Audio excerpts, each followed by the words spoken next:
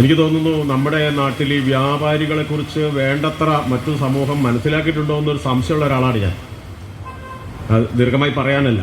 എന്താണെന്ന് ചോദിച്ചാൽ ഇപ്പോൾ നമുക്കറിയാം 1498 വാസ്കോഡിഗാമ കേരളത്തിൽ വന്നപ്പോൾ ഈ നാട് കണ്ട് ഞെട്ടിയത് തോട്ടങ്ങൾ കണ്ടിട്ടാണ്, തേയിലത്തോട്ടം ഉൾപ്പെടെ തോട്ടങ്ങൾ.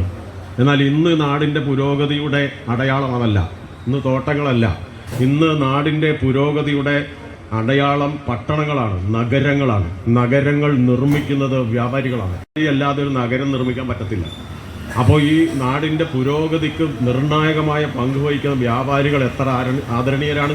ആ നിലയിൽ ഇവിടെ തൊമരക്കാട്ടിൽ ബ്രദേഴ്സ് എന്ന് പറയുന്ന വ്യാപാരികളുടെ ശൃംഖലയുടെ നേതൃത്വം നൽകിയ ജോയി ചേട്ടൻ ഈ നാട്ടിൽ ഇത്തരത്തിലുള്ള പുരോഗതി, ഈ നാട്, ഈ പട്ടണം ഉണ്ടാക്കുന്നതിന് ഒക്കെ നേതൃത്വം കൊടുത്തതിൽ അദ്ദേഹത്തിൻ്റെ നിസ്തുലമായ സംഭാവന തീർച്ചയായിട്ടും മറ്റാരെക്കാളും വളരെ വലുതാണ് എന്നുള്ളതാണ്.